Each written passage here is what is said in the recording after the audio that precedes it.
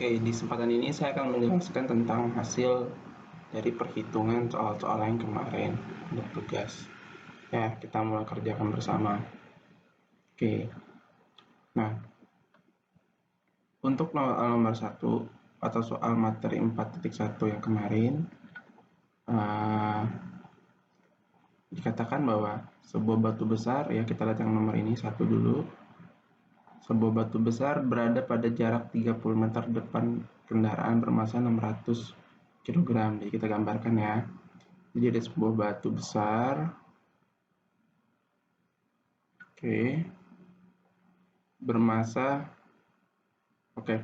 Batu besar berada pada jarak 30 meter di depan kendaraan.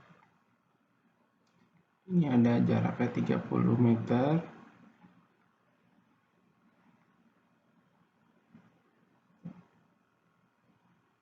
Nah, ini ada kendaraan.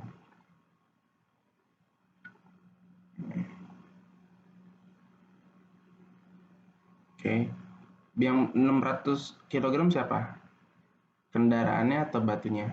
Kendaraannya ya. Jadi karena di depan kendaraan bermassa 600 kg. Jadi yang beratnya 600 kg itu adalah kendaraannya. Berarti ini yang 600 kg.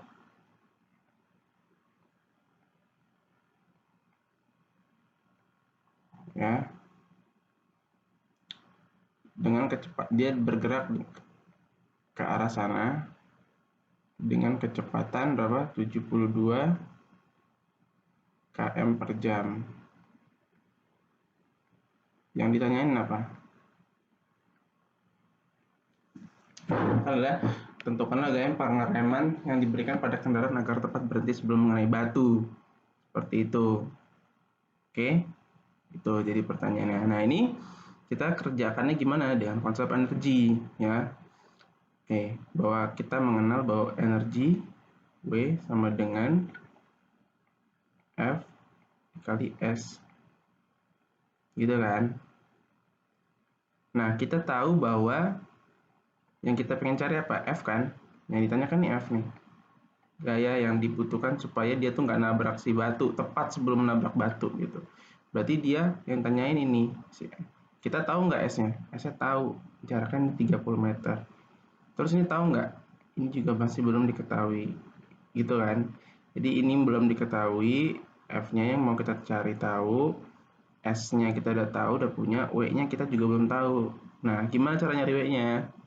Kita lihat kejadian ini. Kemarin kita bahas tentang energi yang bergerak itu adalah energi kinetik dan energi potensial. Ada dua yang utama kan, kinetik dan potensial. Nah, benda ini bergerak, berarti dia masuknya ke dalam kategori energi kinetik gitu. Jadi usaha yang dilakukan oleh si benda ini setara dengan energi kinetik juga. Berarti W ini kita bisa tulis sama dengan energi kinetik. EK. Berapakah EK kalau diturunin jadi setengah M V kuadrat gitu kan kemarin. Kali F dikali S. Sekarang lihat dulu, udah dapat semua belum? M-nya ada nggak? M-nya ada 600 kilo. V-nya ada nggak? V-nya ada 72 km per jam. S-nya ada? Ada. Tinggal nyari yang F. Berarti temu dong. Berarti F sama dengan S-nya pindah. Setengah, saya panjangin. Setengah M V kuadrat bagi S. Gitu. Berarti sekarang cara tinggal dimasukin. Ya enggak, M-nya berapa? 600. Nah, sekarang kita harus hati-hati. Udah besaran satuan udah belajar ya. Ini kan 72 km per jam. Kalau yang akan kita cari kan satuan internasional. Ini kan meter, yang M-nya kan kilogram. Jadi ini harus dikonversi menjadi meter per second. Ya kan? Kemarin udah diajarin tuh. Gimana caranya? Kilometer jadi berapa? Jadi 1000 meter. Ya enggak? Jamnya jadi second, berarti 3600. Ini kalau dicoret, ini 2, ini 2. Coret 2-nya tinggal jadi sama dengan 20 meter per second. Berarti 20-nya masukkan ke sini. 20 bagi 2 dikali S-nya berapa? 3 Coret 30, 600 bagi 30 berapa? 20, ya kan? 20 bagi 2, 10. Sehingga dapatnya gayanya berapa? 20 kali 10, 200 Newton. Oke. Oke. 200 Newton ya. Itu satu. Ya enggak? Berikutnya nomor 2. Ya, nomor 2. Ini nomor 1. Berikutnya nomor 2. Diketahuinya apa? Sebuah benda beratnya 60 Newton berada pada bidang datar. Pada benda tersebut bekerja sebuah gaya mendatar sebesar 40 Newton. Ya kan? Sehingga benda berpindah 2,5 meter. Berapa kerusakan dilakukan oleh gaya tersebut? Kan? Kita gambar. Sebuah benda beratnya 60 Newton. W-nya 60 Newton. Ya. Dia pada benda tersebut gaya mendatar. Gaya mendatar berarti kalau ini benda, ini adalah alas. Gaya mendatar mana? Gaya mendatar bisa ke sini, bisa ke kanan, bisa ke kiri. Kita asumsiin kanan aja yang gampang, biar positif karena besaran vektor kan. 40 Newton gayanya nih, ya kan? Sehingga benda bergerak sejauh 2,5 meter. Yang ditanya apa? Berapakah usaha yang dilakukan oleh gaya tersebut? Nah, sekarang kita punya dua gaya, gaya berat ke bawah sama gaya ke kanan. Karena dia tidak menyebutkan apakah ada gaya gesek atau enggak, maka kita asumsikan bahwa ini bidangnya licin. Jadi kalau misalnya licin, artinya nggak ada gaya gesek. Fs atau Fk sama dengan 0. Ya enggak? Berarti apakah ngaruh si W-nya ini? Tidak. W-nya nggak berpengaruh. Sehingga gaya yang berpengaruh cuma yang 40 Newton saja. Oke? Sehingga gimana kan W? Usaha yang berlaku ya tinggal W sama dengan F dikali S. F-nya berapa? F-nya 40. 60-nya berpengaruh? Enggak, karena dia gaya bidangnya bidang licin. Jadi 40 aja dikali S-nya berapa? 2,5. Sama dengan berapa? Sama dengan 100. Apa? Energi. Satu nih, Joule. Jangan sampai lupa. Nih ntar kalau ada yang nggak ngasih satuan juga salah nih, saya salah. Ya, oke. Tapi ntar prosesnya saya lihat dulu. Kalau misalnya salahnya di satuan aja, mungkin nanti ada pengurangan skor aja gitu. Oke, ini nomor 2. Selanjutnya nomor 3. Ya, saya irit-irit. Nomor 3, tanyakan sebuah gaya F-nya. Nah, ini mungkin ini baru kali ya. Tapi nggak apa-apa kita bahas ini. Kemarin nggak coba dibahas, nggak ada contoh soal seperti ini ya. Nggak masalah ya. Ya memang ini adalah soal pengayaan, jadi teman-teman harus nyari sendiri juga sih. Tapi nggak masalah. Oke.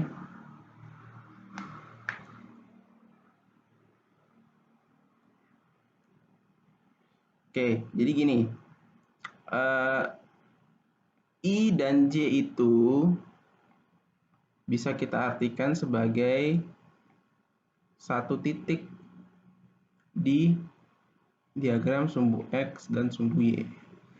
I itu mewakili X, I itu mewakili X, dan J itu mewakili Y. Kalau dikatakan ada sebuah gaya, besarnya itu 2I plus 5J, berarti I itu X ya, berarti 2X, X-nya di 2, 1, 2, 5J. J-nya berarti Y, berarti 5.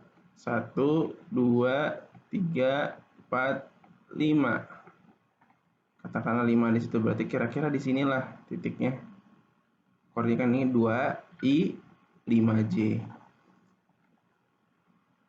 Nah, ini gambarin garis menuju ke sana, ke titik ini, dan panahnya ke sana karena dua-duanya positif, berarti panahnya pasti keluar. dia berpindah menurut R. Jadi kan ini sama dengan 2I plus 5J Newton. Ini gaya soalnya. Sementara dia berpindah 4I tambah 3J meter. Dia berpindah 4I tambah 3J meter. Gimana tuh R-nya? Berarti 4I 1, 2, 3, 4 3J 1, 2, 3 kira-kira di sini. Ini kita gambar lagi, tapi ini bukan gaya, ini adalah jarak, ini R pindah gitu ya. Nah, kita harus paham bahwa sama-sama rumusnya tetap sama, W sama dengan F dikali S. Siapakah F-nya di sini? Kita udah ketahui F-nya ini 2I plus 5JN. Berapakah si S-nya? S-nya itu diwakili oleh R karena di sini adalah satuannya dia meter. Berarti di sini kita bisa tulis dia sebagai R. Seperti itu. Oke. Sorry. Sehingga gimana cara mencari usaha dengan diketahui apa namanya dalam bentuk seperti ini I dan J gitu. Sebenarnya gampang. Jadi teman-teman tinggal tulis ulang aja. Di sini 2I plus 5J F kan berarti kita kasih Newton aja, nggak masalah kalau mau satuannya dikali 4I plus 3J. Ini meter kan. Sebenarnya Newton sama meter udah ketemu jadi usaha. Kita nggak usah masalin ini udah jadi usaha ya. Jadi ini satuannya joule.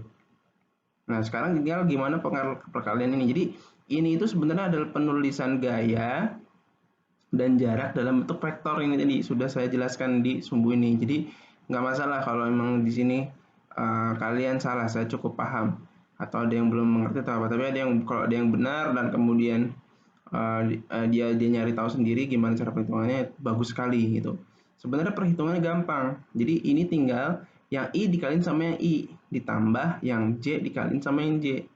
Berarti I mana? I-nya 2. Di sini berapa? I-nya 4. Berarti 2 kali 4 aja. Tinggal berapa?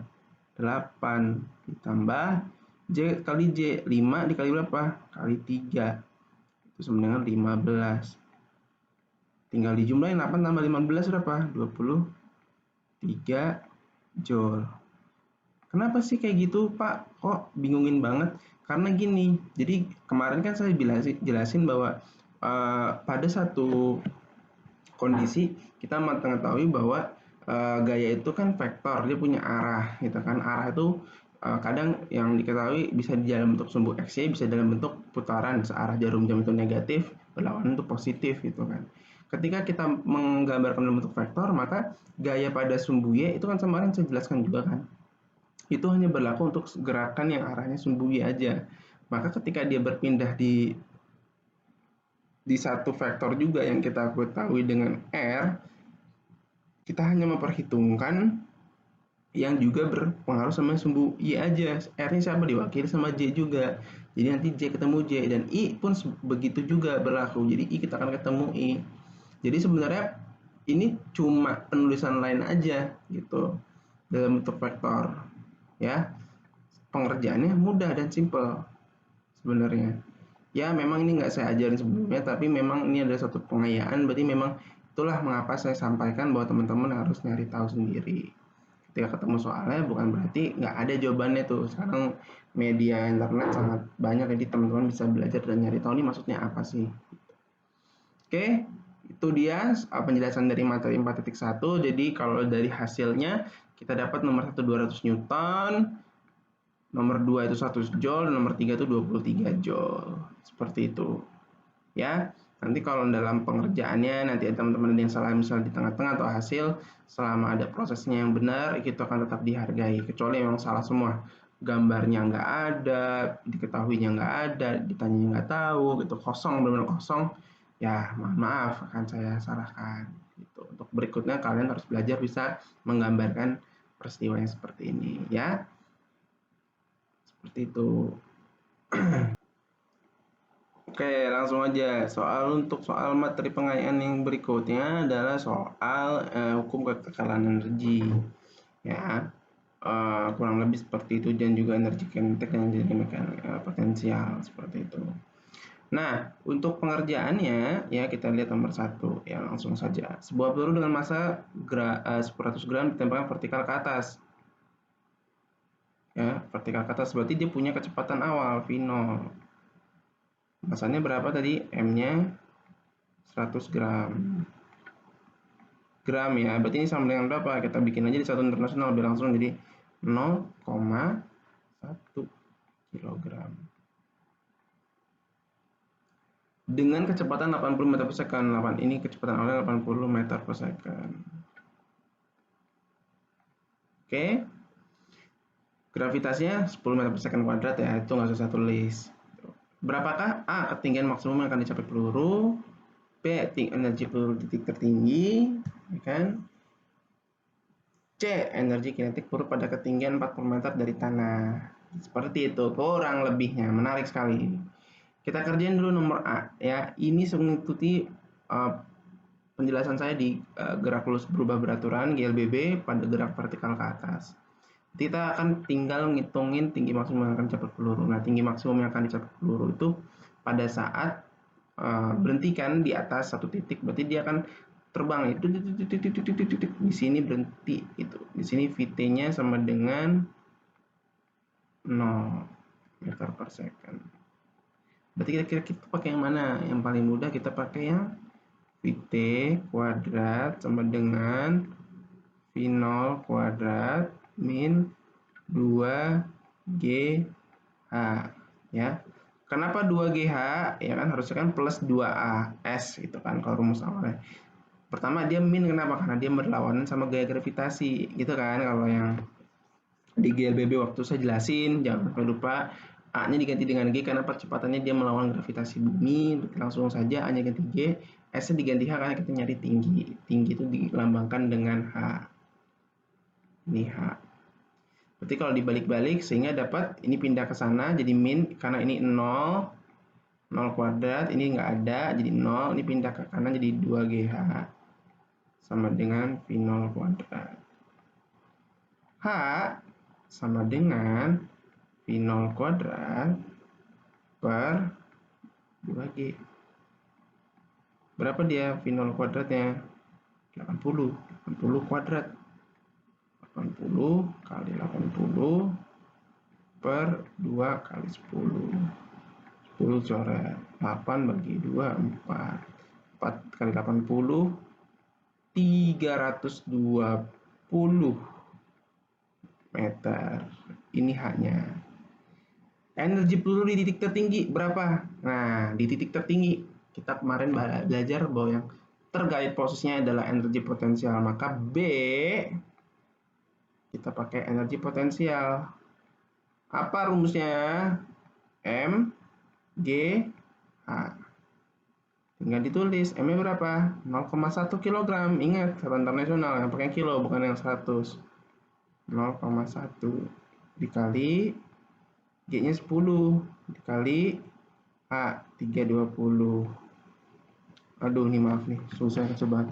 0,1 kali 10 tinggal 1. 1 kali 310 320. Berarti sama dengan 320 joule. Itu yang B. Bagaimana dengan yang C? Yang C kita tulis sini deh. Ya, yang C ya. Energi kinetik pada ketinggian 40 meter. Oke, pada ketinggian 40 meter berapa sih energi kinetiknya? Berarti kita harus cari ya kecepatan akhirnya. VT-nya berapa dulu? Berapa VT-nya? Itu kan pakai rumus yang mana? Pakai rumus yang ini sama. Ya, di sini VT kuadrat sama dengan V0-nya berapa? 80 kuadrat dikurangin 2 dikali 10 dikali H-nya sekarang ada diketahui 40 meter. Berarti tulis 40. Gitu kan? Berarti ini berapa? 80 kuadrat itu kalau ditulis jadi 6.400 dikurangin 20 kali 80 800. 6.400 kurangin 800 tuh berapa? 5.600.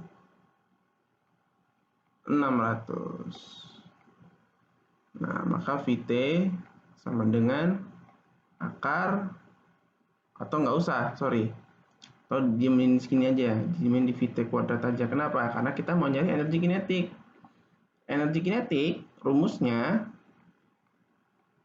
setengah M V kuadrat. V-nya pada saat ketinggian 40 meter adalah VT kuadrat, atau V kuadratnya pada ketinggian 40 meter adalah 5.600. Yang kita cari kan juga pengen tahunya V kuadrat, berarti ini nggak usah diakarin. Bisa diakarin tapi ntar kamu kuadratin lagi, sama aja jadi balik ke nilai itu. Berarti ini sama dengan langsung setengah dikali M-nya berapa? 100 gram, 0,1 dikali 5.600. Ya, 0,1 ini coret 10. 560 bagi 2 berapa? 560 bagi 2 280. Apa energi kinetik? Joule. Nomor 1. Sekarang nomor 2 ya. Semoga muat. Sebuah benda ditembakkan miring ke atas dengan sudut elevasi 53 derajat dan dengan energi kinetik 1000 joule ya. Jika G sama dengan 10 meter per second kuadrat, tentukanlah ya, kita gambar dulu, biasa di fisika gambar dulu benda ditembak ke atas, miring nih ceritanya 53 derajat, ceritanya ada sudutnya ya. Energi kinetiknya itu sama dengan 1000 awalnya. Gravitasinya itu, tentukan energi kinetik pada saat mencapai titik tertinggi. Ya, pertanyaannya itu 1A, energi kinetik pada saat tertinggi. Jadi kalau misalnya dia ditembaknya miring, dia tuh bentuknya ntar kayak gini, bentuknya parabola kalau miring. Jadi kalau saya gambar di sini ya trajektorinya. Jadi dia akan naik, terus dia berhenti, terus dia akan turun. Jadi ini bentuknya parabola, teman-teman. Jadi bentuknya gini. Titik tertinggi itu di sini, di tengah-tengah. Ini titik tertinggi H max. Nah, titik tertinggi itu di situ. Nah, pada saat titik tertinggi ya, kalau kita nembak ke atas jelas dia vertikal ke atas nih, kayak nomor 1 dia berhenti di titik tertingginya. Apakah kalau ketika bolanya itu kita lempar miring pada titik tertinggi ini dia akan berhenti nggak? Benar teman-teman, dia akan berhenti teman-teman ya. Dia akan berhenti pada saat titik tertinggi. Maunya miring, maunya lurus ke atas, sebenarnya pada intinya pada saat tinggi dia berhenti. Sehingga kalau ditanya energi kinetik pada benda pada saat mencapai titik tertinggi berapa, kita tahu kalau energi kinetik itu ada kecepatan. Nah, kalau dia berhenti artinya kecepatannya berapa?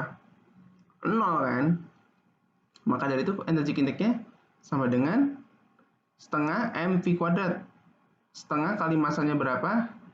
Masanya diketahui nggak? Nggak diketahui ya. Masanya nggak diketahui, tapi ditanya energi kinetik pada saat tertinggi, kita nggak butuh itu karena V-nya 0. Jadi berapapun yang dikalikan 0 adalah 0. Berarti energi kinetik pada saat tertinggi yang jawabannya A adalah sama 0 joule. Seperti itu. Nah, sekarang ditanyain energi potensial pada mencapai titik tertinggi. Ya kan? Yang B. Kalau teman-teman belajar hukum kekekalan energi, ya kan? Energi itu kan kekal, cuma dia putar-putar aja, maksudnya diputar-putar, diubah bentuknya aja.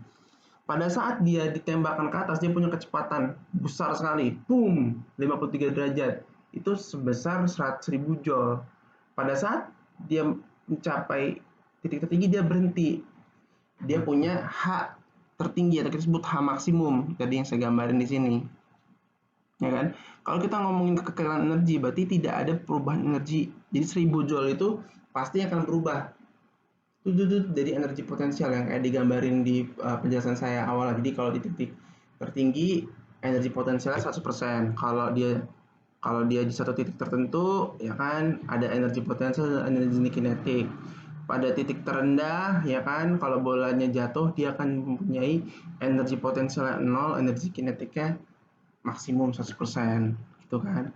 Sehingga yang bolanya tadi di bawah ini punya 1000 joule, ya kan, ketika dia berhenti di titik tertinggi, itu semua udah dikonversi jadi energi potensial. Artinya energi potensial pada titik tertinggi sama dengan energi kinetik awalnya. Berarti yang B itu sama dengan 1000 joule juga.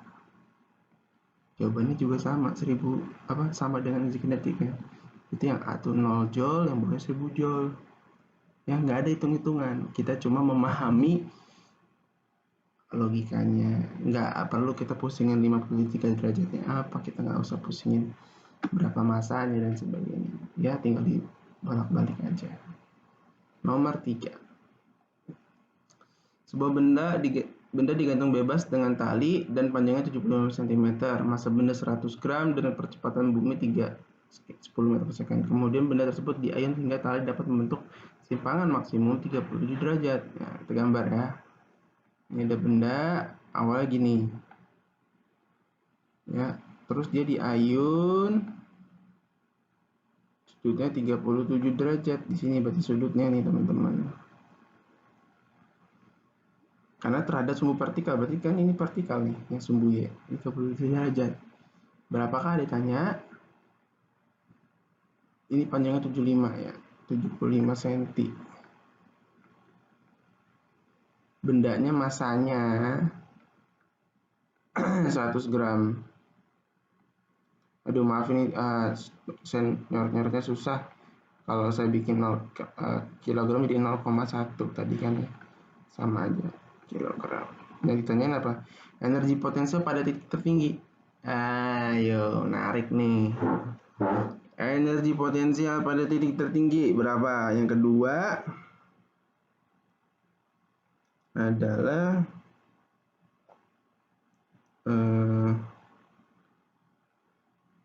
energi kinetik di titik terendah dengan kecepatan maksimum benda. Wah, ini soalnya sangat menarik.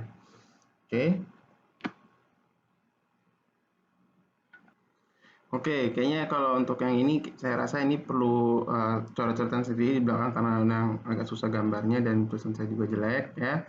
Saya bikin dulu di belakang. Oke. Ini saya hapus, saya ulangin karena saya butuh waktu. Oke, yang ini penjelasannya cukup menantang dan cukup rumit, tapi saya harap teman-teman bisa ngikutin. Oke, ini ada bola digantung, panjangnya berapa, talinya 75 cm. Bolanya masanya berapa? 0,1 kg ya, gravitasinya 10 ya, 10 meter per second kuadrat. Oke, dia membentuk, kita ditariknya, kita tarik, kita kasih garis putus-putus, dia membentuk gaya 37 derajat di sini. Pertanyaannya berapakah, tadi pertanyaannya apa? Berapakah energi potensial yang tertinggi? Ya, satu itu. Yang kedua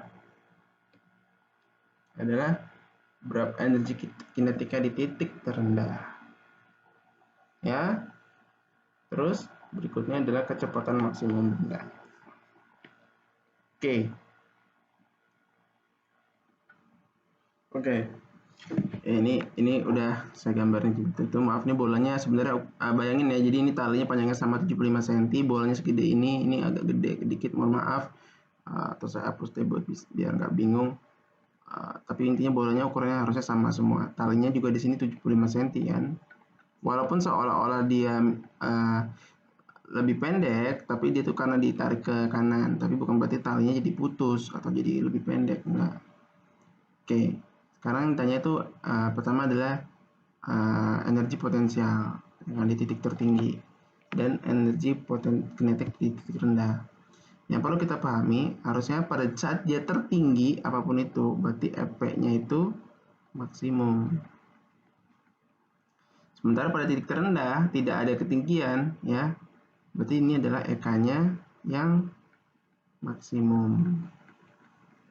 Berarti ini EK-nya di sini 0, di sini EP-nya yang 0. Berarti untuk soal nomor A dan B, ya, EP di titik tertinggi dan EK di titik terendah harusnya jawabannya sama.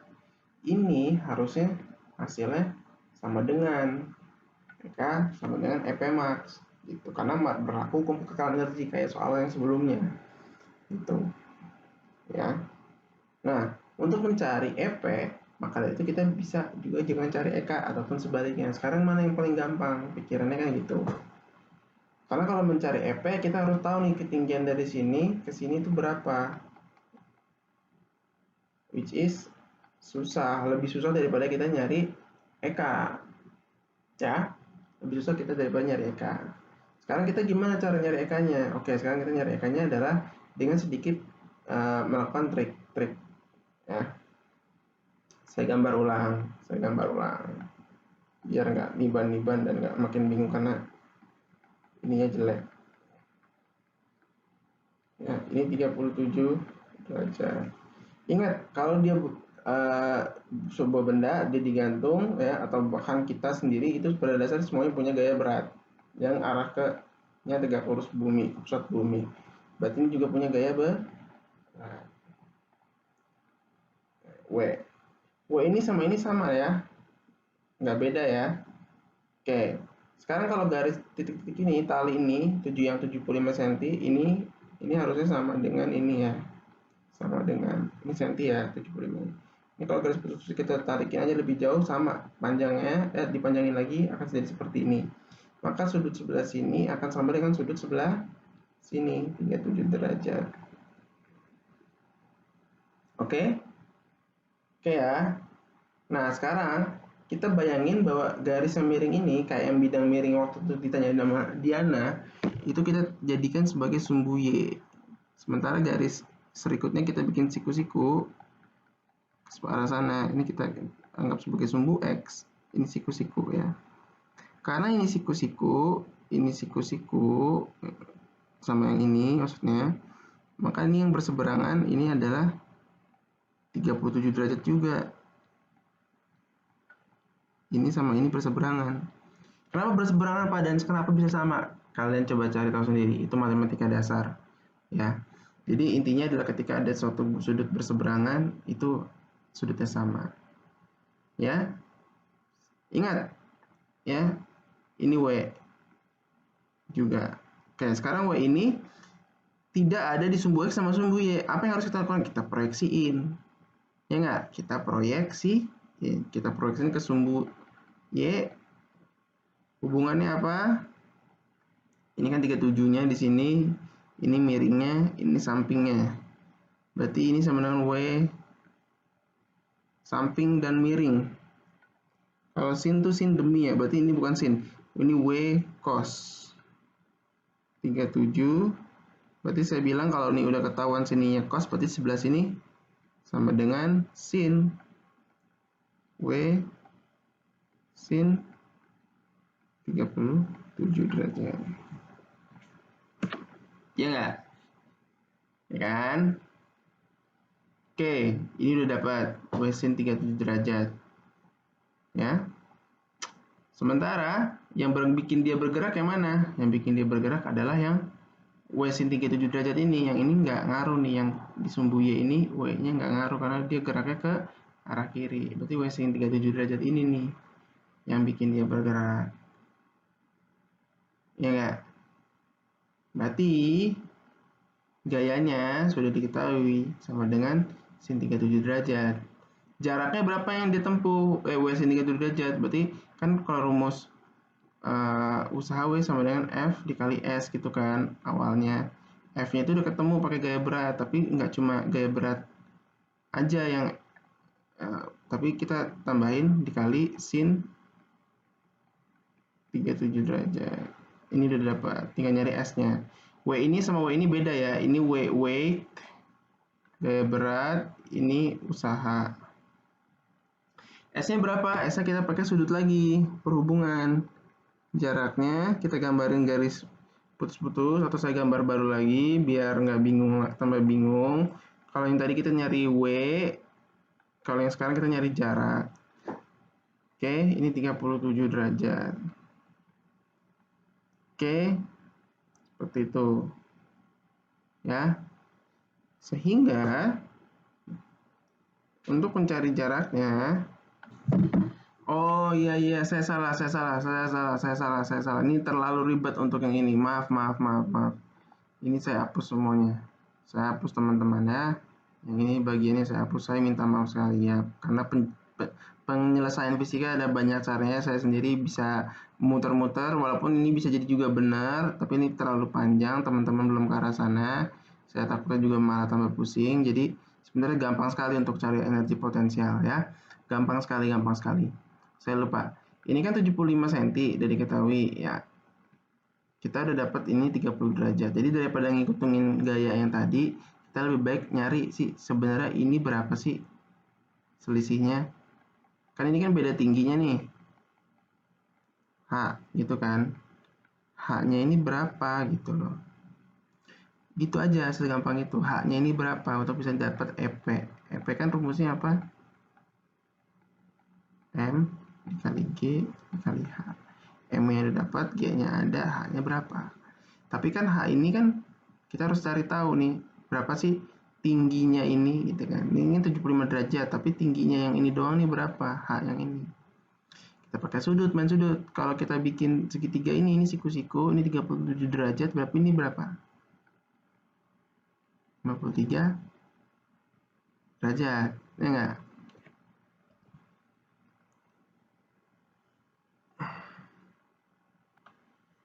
Oh, sorry lagi. Aduh.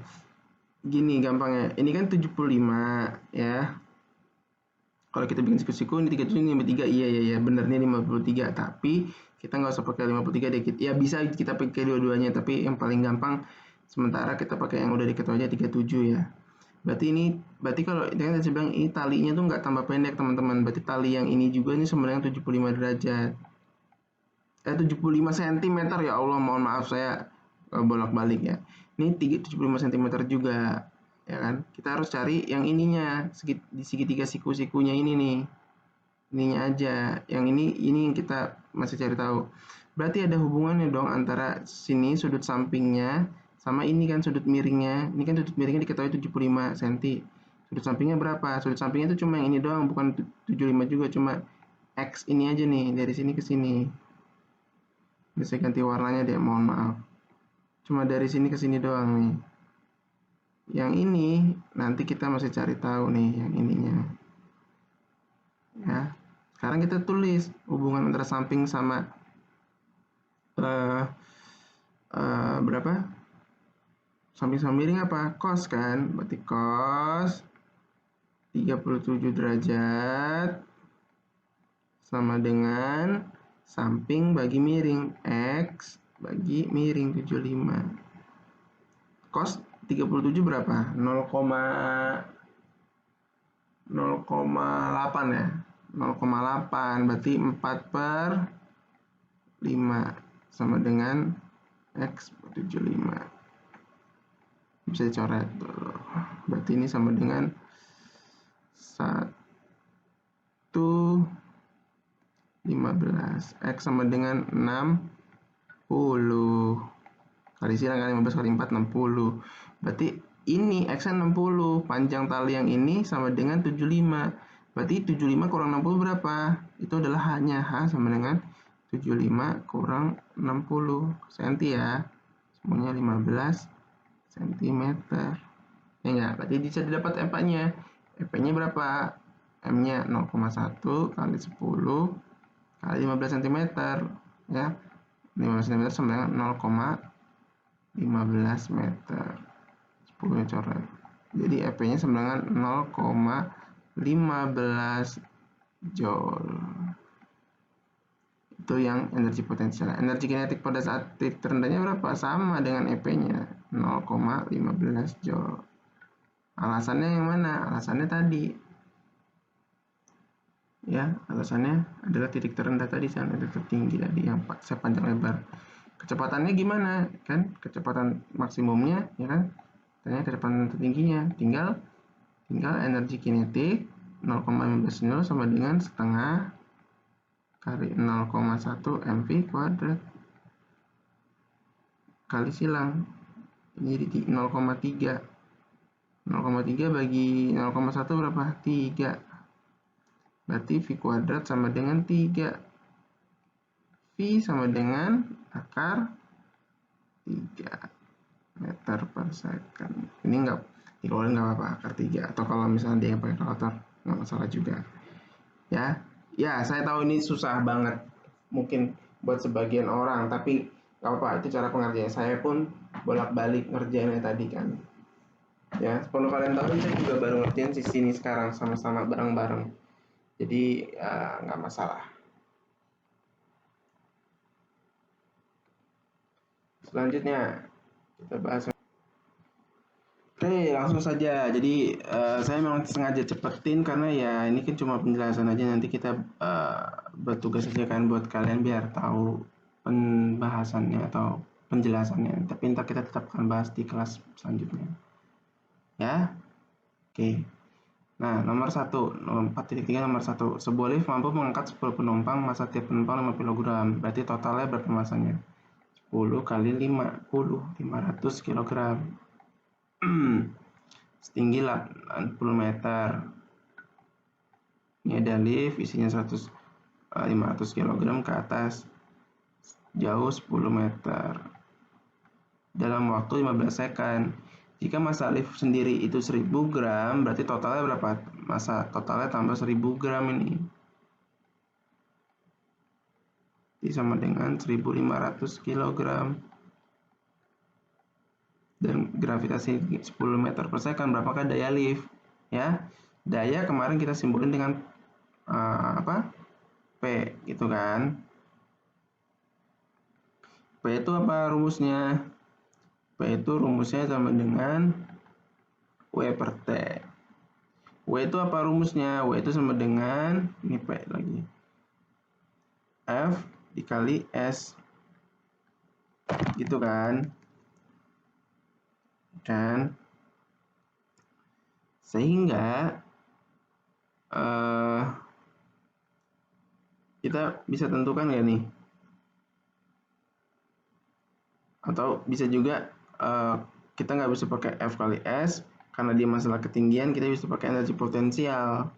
Karena ketika dia ditarik ke atas 10 meter itu ada posisinya kan, berarti kita bisa pakai energi potensial. W-nya bisa diganti macam-macam, bisa jadi energi potensial kayak atau energi kinetik atau jadi W kali S, cuma macam-macam sekali per T. Energi potensial kan rumusnya M G H per T. M-nya diketahui nggak? 1500. G-nya berapa? 10. H-nya berapa? 10 bagi 15. Detik kan? Coret 15-nya sama 1100. 100 kali 10 kali 10 sama dengan 10.000 watt. Itu nomor 1. Nomor 2. Air terjun ketinggiannya 60 meter mengalirkan air sebanyak 10 meter kubik setiap second. Sehingga turbin berputar dan generator menghasilkan daya sebesar 3000 MW. Hitunglah efisiensi generator. Efisiensi sama dengan P masuk, P in per P out kali 100%. Gitu kan, efisiensi dalam bentuk persentase. Berarti kita udah tahu PO itu berapa? PO itu 300 megawatt. Mega berarti kali 10 pangkat 6 watt. Itu kan, watt. Tinggal nyari PN-nya. Nah, PN ini gimana? Karena dia ngomong ketinggian lagi, kita udah nggak itu pasti pakai rumus EP-nya. Berarti kita tulis aja di sini bawahnya biar kita pisahin hitung-hitungannya. Kita pakai EP bagi P. Enggak. Oke. Sekarang tingginya berapa? Ini kan M G H. Kita udah dapat G-nya udah dapat, H-nya dapat berapa? 60 meter, tinggal M-nya.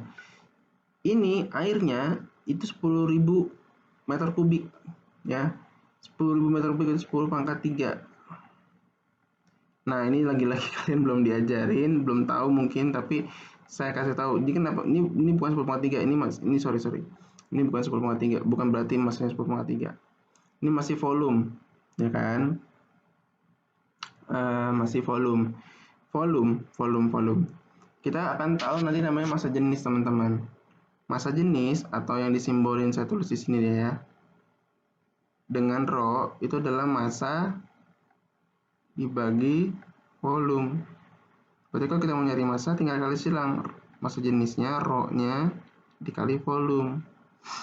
Volume tadi 10⁻3 kita udah tahu. Nah, air itu sudah diketahui juga secara umum air itu massa jenisnya sama dengan 1 gram per cm kubik, atau kalau dalam bentuk kilogram kita jadiin 1000 kg per meter kubik, karena satuan internasional juga sama-sama internasional berarti 10⁻3 karena 1000 kan, berarti 10⁻3 kali 10⁻3 sama dengan massanya 10⁻6 teman-teman.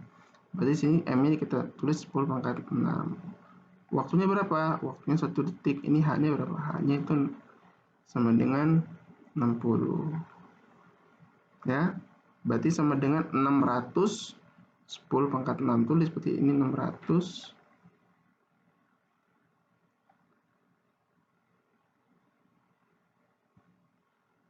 10⁻6. Oh, saya salah ya kan? Kebalik. Harusnya efisiensi teman P out P out dibagi P in. Berarti ini saya nulisnya kebalik. Berarti 310⁻6 ya. 310 dibagi 600 10⁻6. 10⁻6 coret, ini berarti setengah. Berarti ini sama dengan efisiensinya 50%. Hore. Berikutnya adalah yang nomor 3.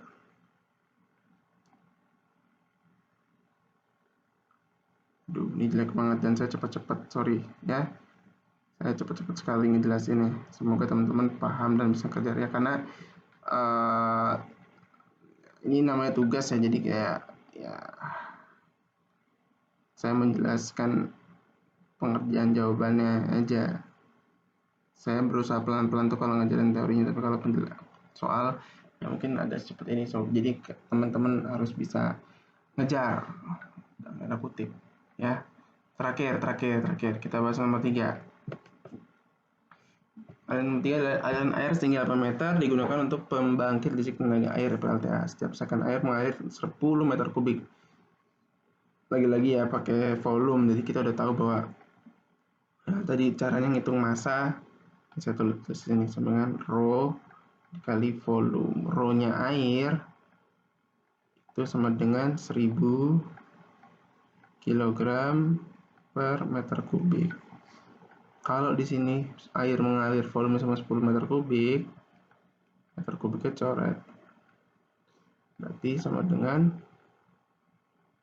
10.000. Berarti ini juga salah saya tadi. Ini bukan 10⁻6 karena ini cuma 10 meter kubik. Aduh, astaga, saya salah lagi. Ini 10⁻4 doang berarti. Karena ini 10 doang. Ya Allah, maaf. Berarti ini 600 kali 10⁻4. Ya. 600 kali 10⁻4.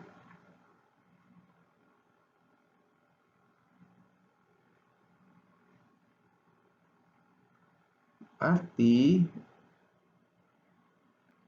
ya, mohon maaf nih, jadi ini 10⁻4. Jadi ini bawahnya sama dengan 600 kali 10⁻4. Berarti ini 300 10⁻6. 10⁻4 ini sisa 2. Ini seperti lagi 600-nya.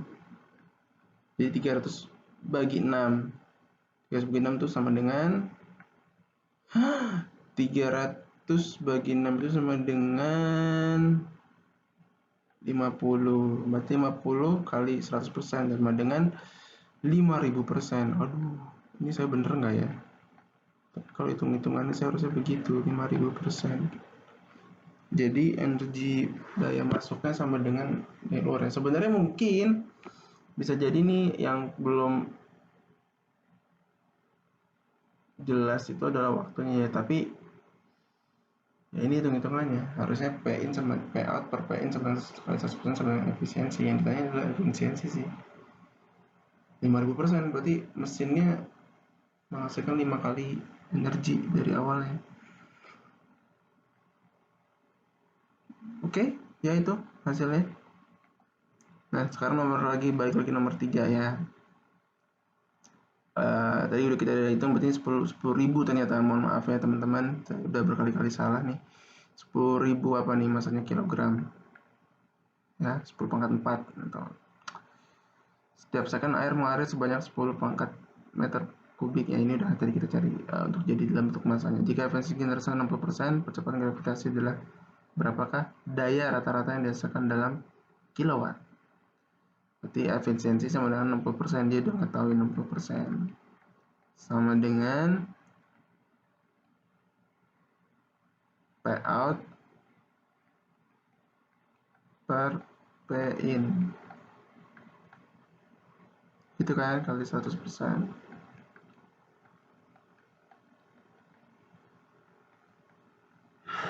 P out-nya udah diketahui belum?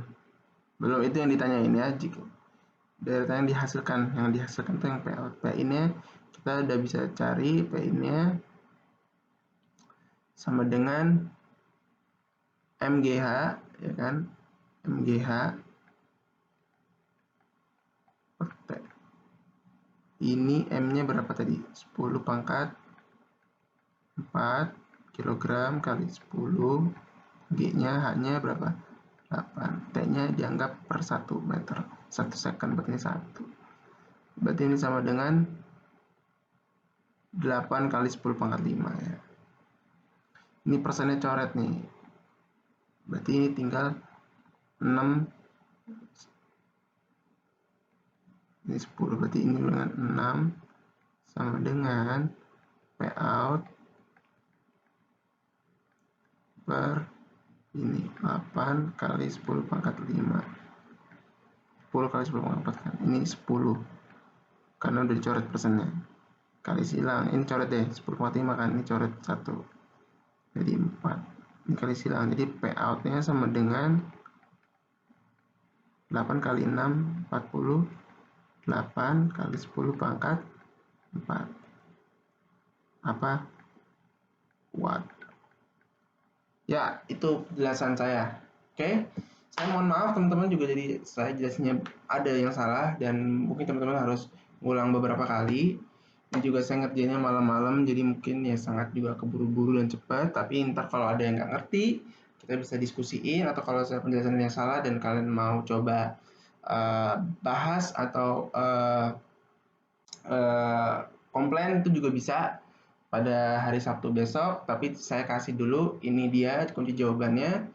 Nanti akan saya koreksi satu-satu. Teman-teman belajar dari sini dulu sebentar dan coba buktiin kalau memang saya ada yang salah hitung atau enggak.